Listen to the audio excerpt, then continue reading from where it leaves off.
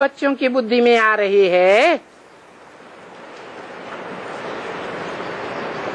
अरे भगवान पढ़ाते हैं।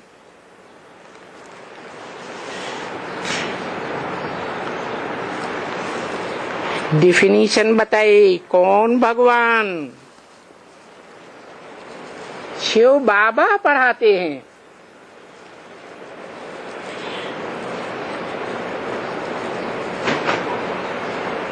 भगवान की डिफिनीशन क्या बताई है? शिव बाबा पढ़ाते हैं। जो शिव बाबा इस सृष्टि में सदा सत्य है, इस सृष्टि में, साकार सृष्टि में आत्माओं का बाप शिव सदा सत्य है या शिव बाबा सदा सत्य है?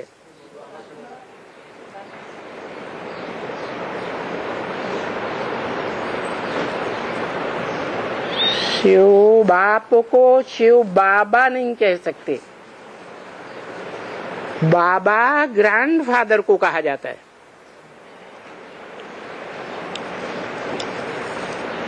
वो तो आत्माओं का बाप है।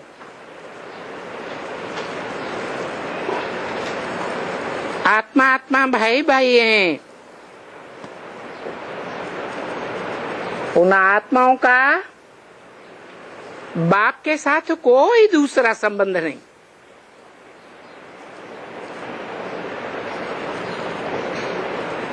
अनेक प्रकार के संबंध, सर्व संबंध किसके साथ जोड़े जा सकते हैं? है शिव बाबा के साथ जोड़े जा सकते हैं। वो बताया,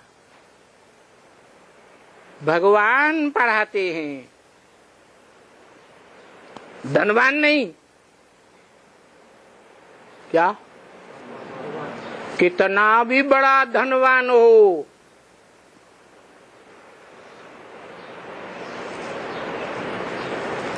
पास्ट का हो, प्रेजेंट का हो, भविष्य में होने वाला हो, वो धनवान भगवान नहीं हो सकता।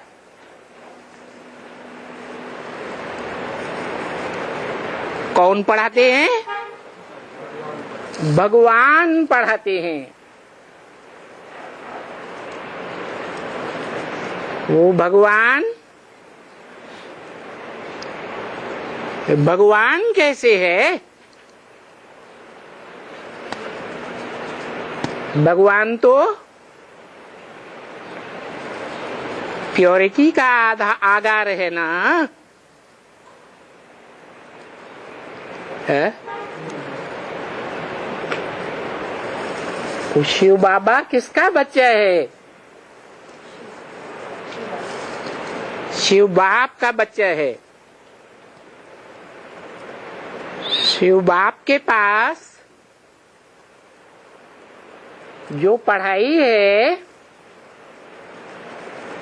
वो अखूट है या खूटने वाली है? अखूट है। उसके लिए शास्त्रों में गायन है, पूर्णमिदं पूर्णमदः पूर्णात् पूर्णमुदच्यते पूर्णस्य पूर्णमादाय पूर्णमेवावशिष्यते। उस पूर्ण में से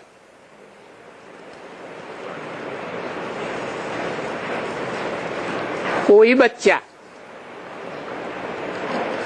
पूरा ही निकाल ले, क्या?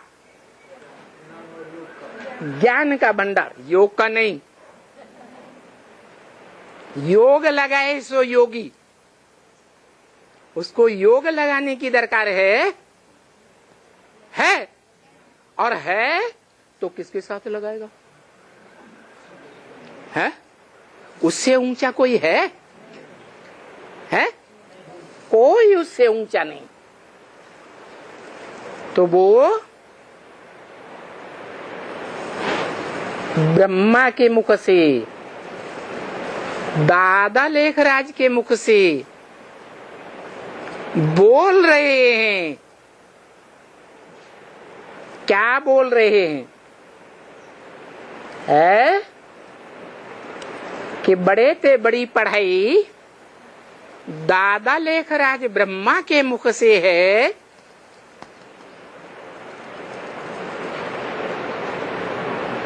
दूसरा नाम जगदम्बा के मुख से है, या उससे भी ऊंची पढ़ाई,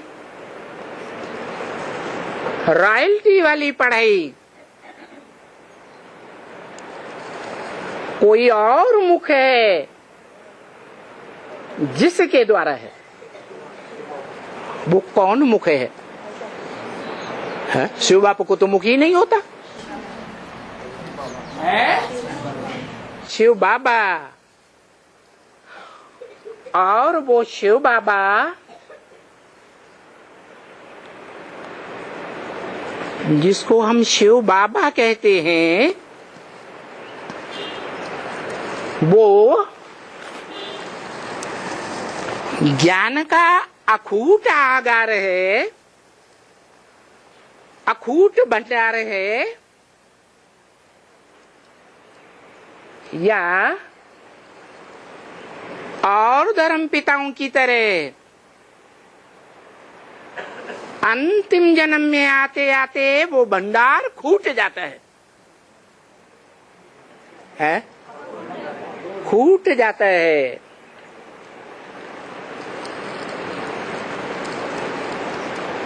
जब वो भंडार खूट जाता है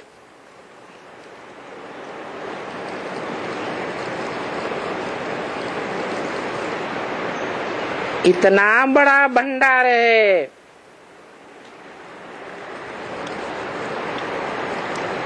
वो भी खूट जाता है।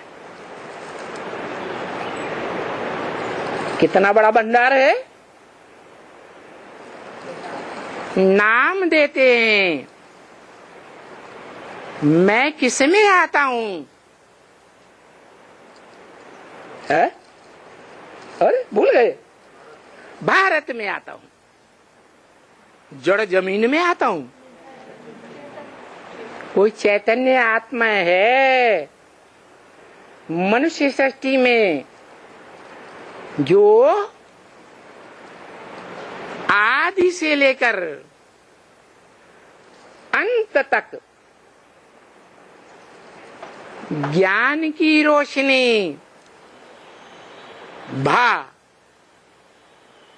में रत रहने वाली है, लगी रहने वाली है। सतयुग त्रेता में तो सभी देवात्माएं ज्ञान का जो सार है, ज्योति बिंदु, उसमें समाई हुई रहती है। चाहे छोटा देवता हो, चाहे बड़ा देवता हो। वो सतयुग त्रेता की बात छोड़ भी दें तो द्वैतवादी द्वापर युग से जहां द्वैतवाद फैलाने वाले देह अभिमानी धर्म पिताएं दो दो धर्म, दो दो राज्य, दो दो भाषाएं, दो दो कुल, दो दो मतें पैदा कर देती हैं। उस द्वैतवादी द्वापर युग में वो आत्मा आदि से लेकर के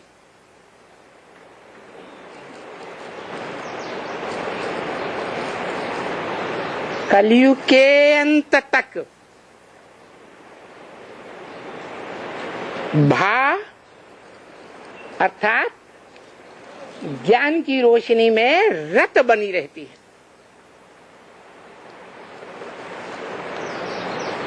चाहे वाइब्रेशन के आधार पर, चाहे तीखी दृष्टि के आधार पर, चाहे वाचा के आधार पर,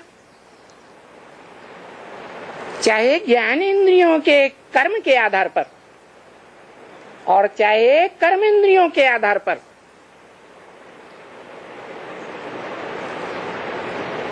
श्रेष्ठ से श्रेष्ठ कार्य करने के कारण मनुष्य षष्ठी रूपी रंगमंच पर हीरो पार्टधारी के रूप में प्रत्यक्ष होती है।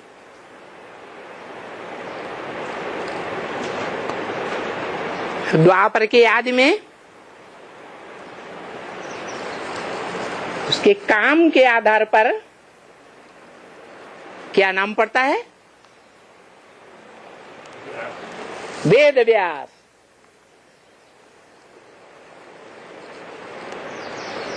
किसने लिखे वेद? व्यास ने लिखे। और वेद में भी वेदों का जो अव्वल नंबर वेद कहा जाता है ऋग्वेद। ऋक माने सच्चाई, उसका भी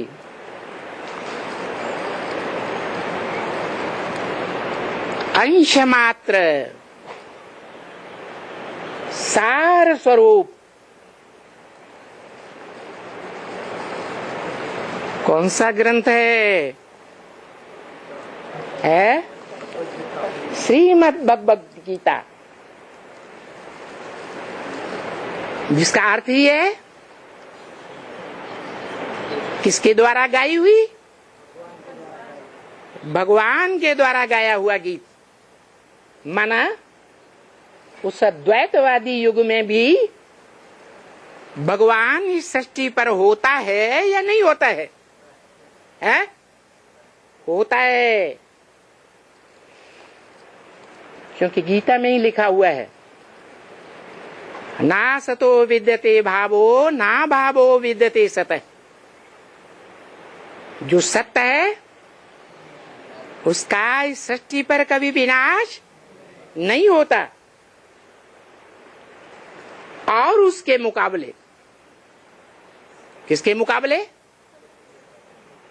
जो 100% सत्य है उसके मुकाबले और जो होंगे वो नंबरवार ही होंगे कि 100% भी होंगे, क्योंकि गाया जाता है, भारतीय परंपरा में भी गाया जाता है।